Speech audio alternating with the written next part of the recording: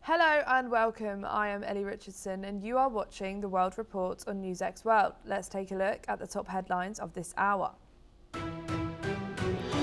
Iran describes Oman-mediated indirect talks with the United States as a positive step forward towards nuclear negotiations, while emphasising that it's a non-negotiable that the talks will remain that is not on the missile programme.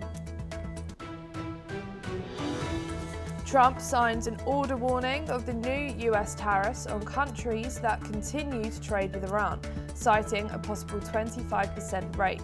The move comes as US-Iran talks continue in Oman, with Trump restating opposition to Iran nuclear powers. Russia hits Ukrainian energy facilities with over 400 drones and 40 missiles. Ukraine's energy sector climbing under Russian strikes.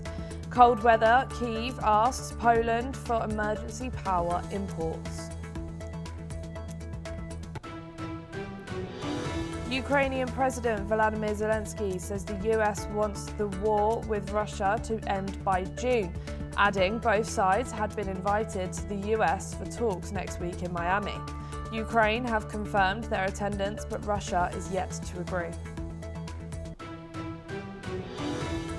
India and Malaysia have pledged to deepen their semiconductors or partnership as the Indian Ocean neighbours ramp up trade and security links during a visit from Prime Minister Modi in Malaysia. Millions of Japanese voters cast ballots in snap election called by Prime Minister Sanae Takaichi, with polls suggesting her Liberal Democratic Party coalition could win a large majority despite criticism over economic impact of proposed tax cuts and subsidies. Thailand votes in a national election featuring a three-way contest among major political blocs, with the coalition talks likely to follow. Investigators examine a newly surfaced message in the search for the missing mother of US journalist Savannah Guthrie. Authorities say the message is being checked for authenticity as the search enters a sixth day.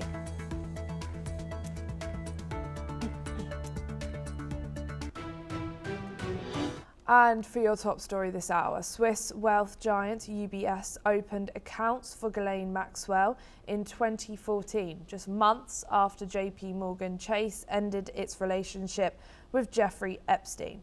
Documents released by the US Justice Department shows UBS managed up to $19 million in Maxwell's accounts, despite Maxwell's close links to Epstein, who had been convicted in 2008.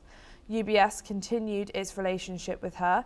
Documents also show that Maxwell used the bank for both personal and business expenses, including payments to her ex-husband UBS, and has declined to comment on why it took on a client flagged as a high risk by JP Morgan. And no wrongdoing has been evidenced. Maxwell is currently serving a 20-year prison sentence for her role in sex trafficking.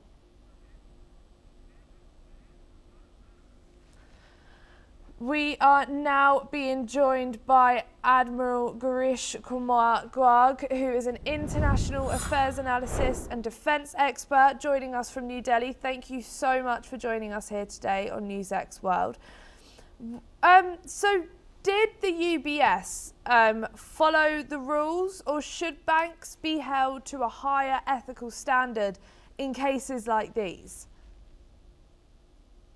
Banks are public service instruments of the state, and they have to follow highest ethical standards. They just can't be governed by pure business and pure banking and economic sense. They have a larger ethical responsibility, and I think UBS failed the world in this aspect. And why they did it?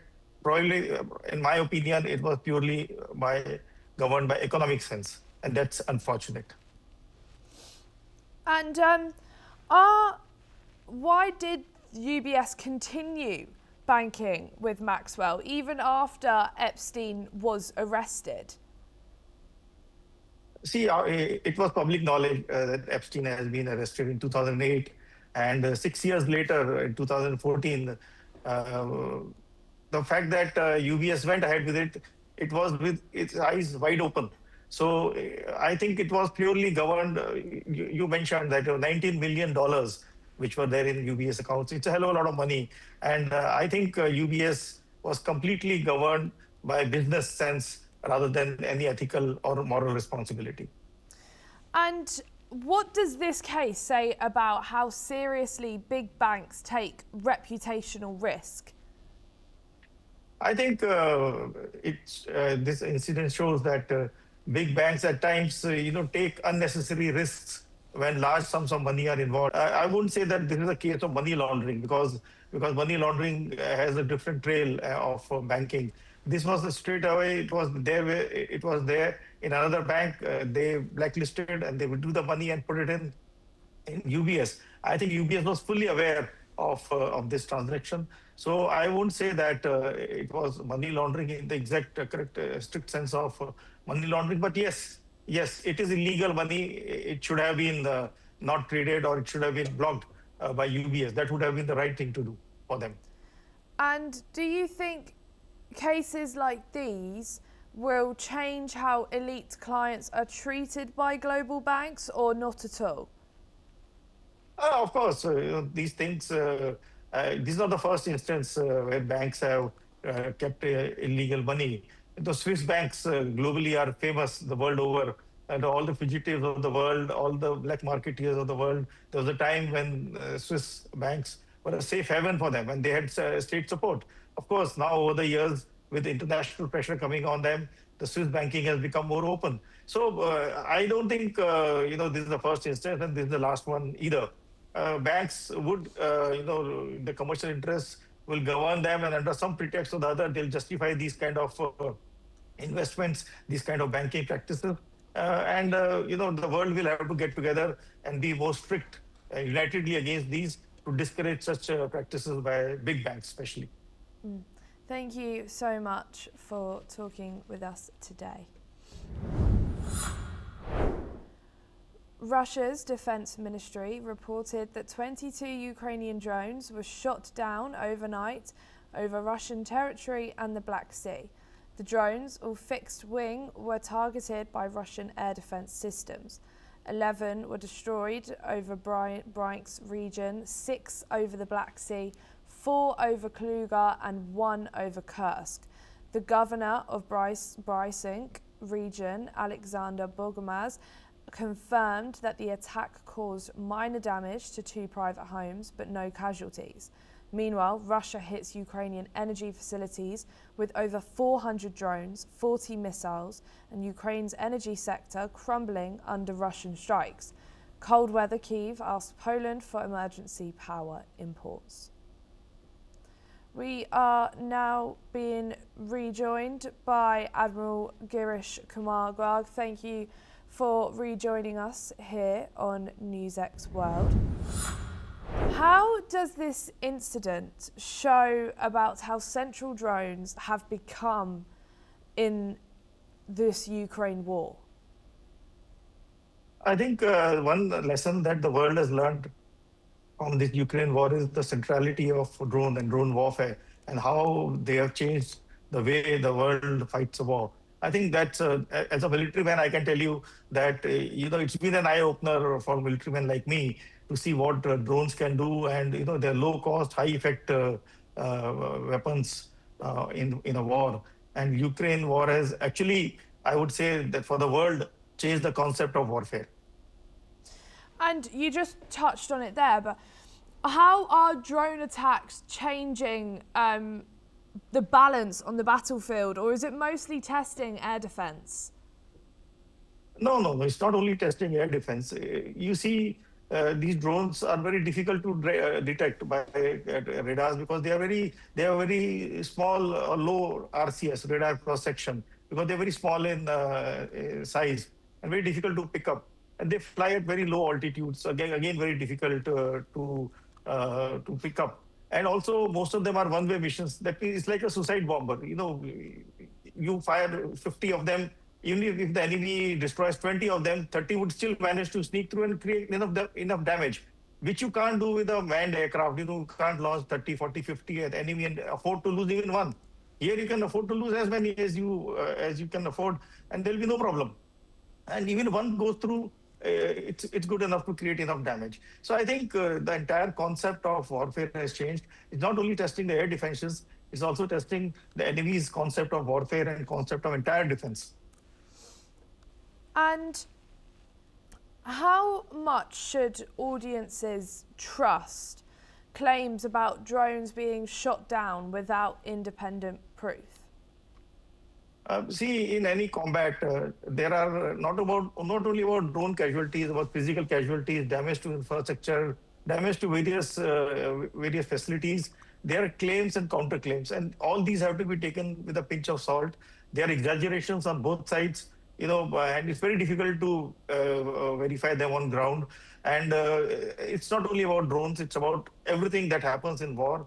And one has to be very careful on believing either side. Whether when they claim their victories or claim their damages, it's unverifiable. And as a military man, I can tell you, I reduce them straight away by 50%. I discount the claims by either party by straight away by 50%. And what does this tell us about how the war is now being fought away from the front lines? See, as far as Russia is concerned, they need to gain territory, and for that you need boots on ground. You can attack with aircraft, you can attack with drones, you can attack with missiles, but to capture territory you need boots on ground. So while Russia is creating defense in depth and also attacking with drones and missiles and aircraft, but it's also simultaneously moving ground troops to occupy land on physically on ground. Whereas Ukraine is completely in a defensive posture, just trying to prevent Russian advances into their territory and just trying to ward off all the missiles and all the UAVs and all the aircraft coming towards them. And whatever counterattack they are doing, it is limited. I won't say that it has much effect on Russian military or general infrastructure, but they are just, for the heck of it, just trying to do a counterattack and hope like hell that it adversely affects some part of Russian war-waging capability.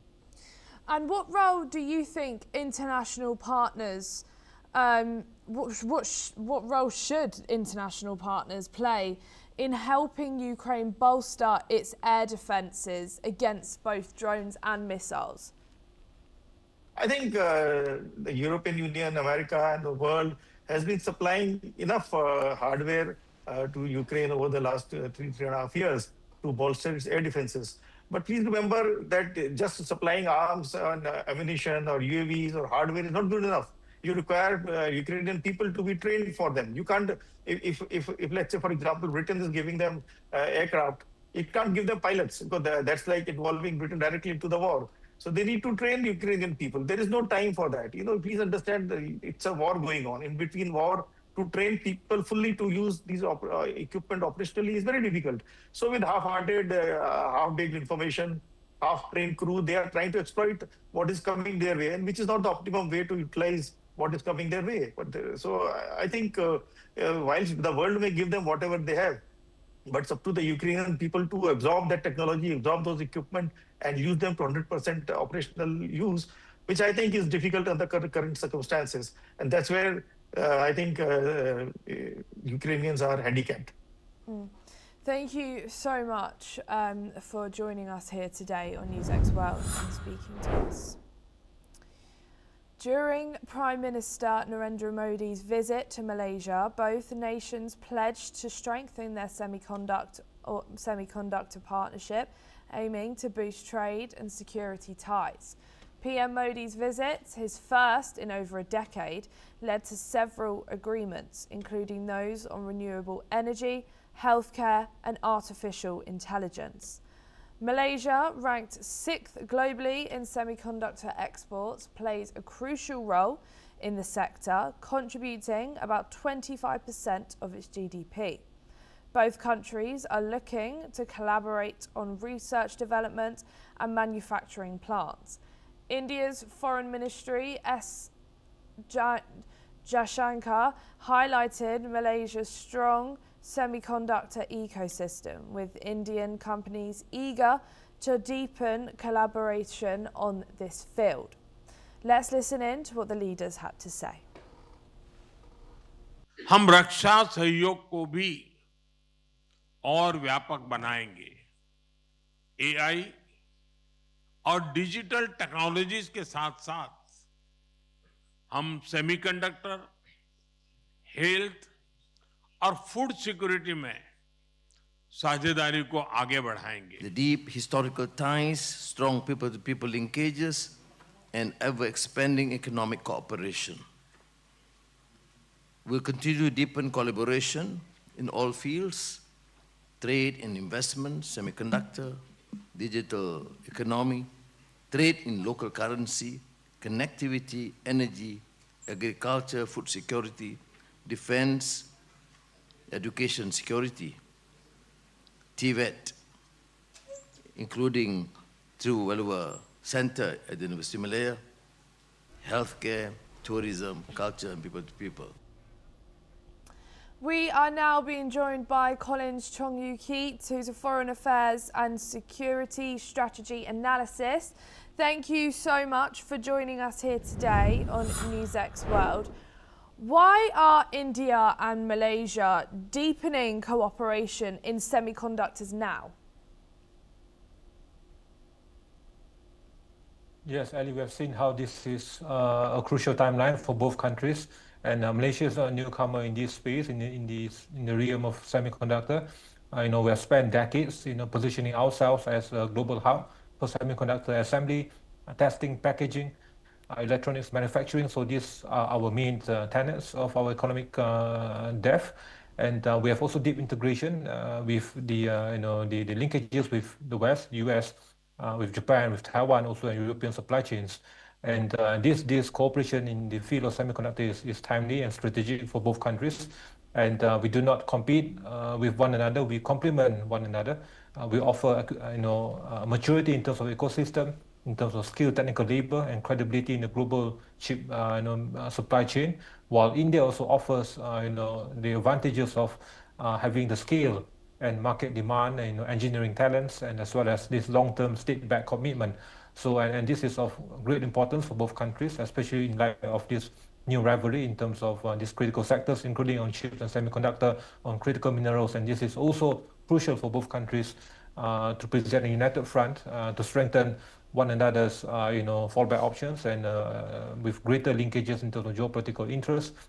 With also with regards to this new, advantages of this crucial sector in advancing the resilience and of course the security interests of both countries, especially also with this heightened competition with China and with these uncertainties in the global supply chain. But so this visit by Prime Minister Modi is of great importance, of strategic importance, especially to Malaysia, in galvanizing the needed returns in all areas in a multifaceted domain, including food security, including on digital technology, on semiconductor, especially also in defense and security, deepening trust and assurances, and of course also heightening, advancing the main tenets of this trade and economic partnership.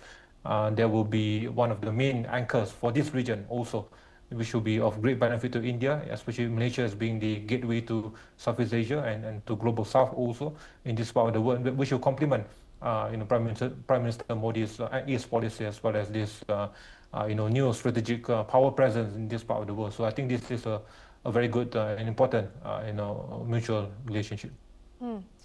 And could this partnership help reduce reliance on major semiconductor producers like US, Taiwan and South Korea? And could this strengthen both ties of economic growth?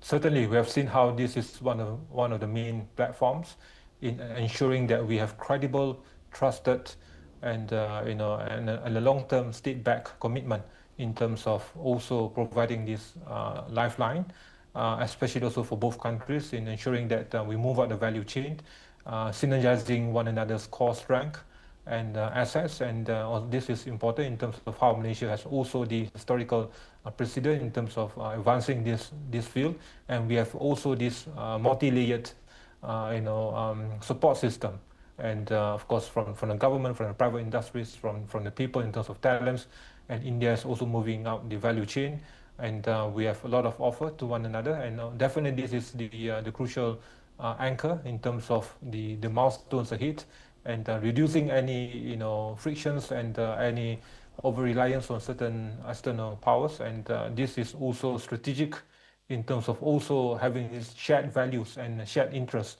and both share also similar concerns and risks in this region in terms of also advancing the notion of the rules-based order of peace and stability, and this is beyond this semiconductor field alone. We need the backing and the support system from India in terms of maintaining the normative values of this region, and having this combined efficacy of the deterrent system against any attempts to violate the international law and the international maritime law.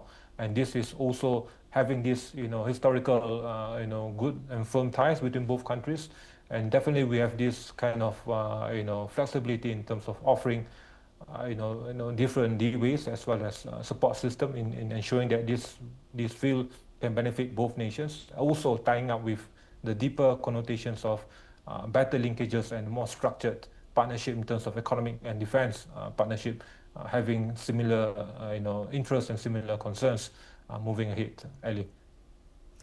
And what challenges might they face in turning these agreements into actual production and research?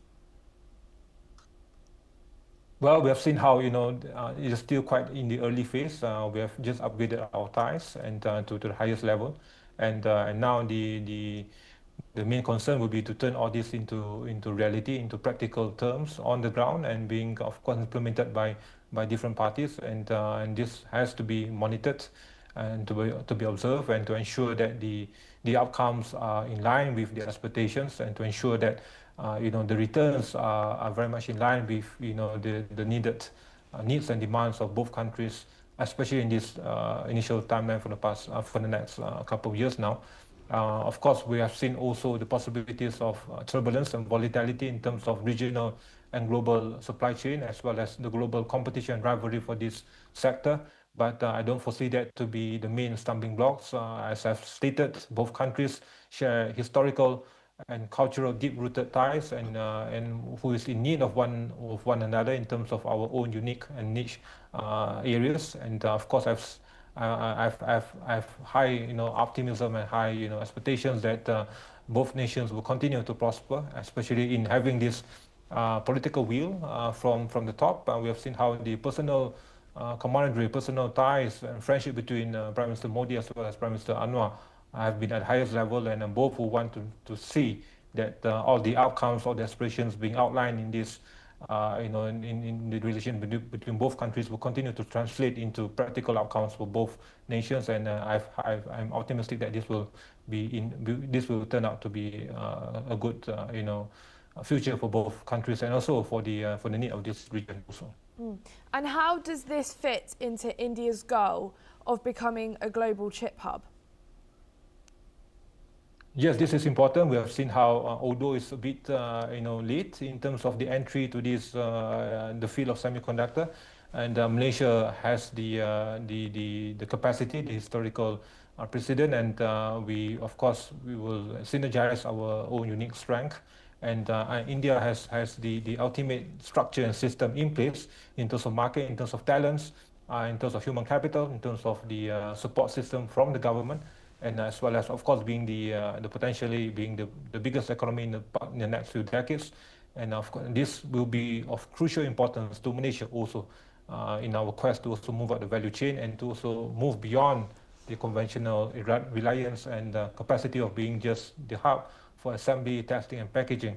And of course, Taiwan being the leader in this field, the strategic collaboration between India and Malaysia in terms of this sector will be of great importance. Also in line with this move to have this kind of new structure with countries that share similar values, and both are democratic countries, for India and Malaysia, and I foresee that this cooperation will spell greater optimism ahead, which will also have this positive spillover impact in other areas. And as we also expand our need to galvanize, to have this an expanded talent pool, and in terms of skilled technical labor, in terms of human capital, and in the areas of TVET, and as India has also been producing one of the highest numbers of STEM graduates, and in the areas of research and higher education, scientific collaborations, India is also strong in most of these these scientific sectors. So I foresee that both countries will want also to capitalize on these advantages, and moving forward, this will also translate into the need for deeper integration in all areas, from people-to-people ties to economic partnership. And also, as I've stated, my focus is more on the need for greater defense and security partnership, which have now been translated into deeper linkages also, which will be of great importance to India and Malaysia, but also particularly to Malaysia and this region, who are in need of this needed deterrent support and joint capacity to defend our interests in this region, and to defend the shared norms of peace and stability and the sanctity of the international law and the international maritime law, which will also be of great importance to India as well with regards to this new competition with different rivals from different powers, including also in advancing Modi's East policy. Ellie. Thank you, Colin Chong-Yu-Keat, for joining us here today on NewsX World. Thousands of Israelis rallied in Tel Aviv on Saturday, calling for an independent commission to investigate the events of October the 7th, 2023. Prime Minister Benjamin Netanyahu responded on Thursday, submitting a document addressing the government's conduct before and during the Hamas attack, as part of an investigation led by Israel's state comptroller. However, many protesters have criticised the government's proposed inquiry, arguing it could be politically biased. Listen in to what some of the other protesters had to say. They are our leaders, and they don't get any right to be above anyone else. They're also a part of this country. They're like any other citizen, and they also should be up there and up in front of a judge. They should be sent to prison for what they did, for what they didn't do. They gave us hell by not doing anything, and they're acting as if nothing happened. I'm here to support the brave families who lost everything. They lost their kids, and they are demanding a full investigation according to the Israeli law. And we have to remember that Benjamin Netanyahu, which is personally in charge of the failure of the slaughter on October 7, is still hiding. And it's not going to work, because the people of Israel want to know what happened on October 7, and they want that everyone that is responsible will be punished. NASA's Perseverance rover on Mars successfully navigated 1,500 feet using AI to plot its course, a first for the space agency. The route, plotted by Anthropic's Claude AI models and double-checked by NASA's Jet Propulsion Lab, allowed the rover to travel without incident. The AI system used data from NASA's Mars Reconnaissance Orbiter to identify waypoints, making minor adjustments for safety. NASA's administration, Jared Isaacman, said the demonstration shows the advancement of autonomous technologies and how these can help improve Mars exploration and scientific discovery. That's all we have time for this hour. Keep watching NewsX World for more news updates from around the world.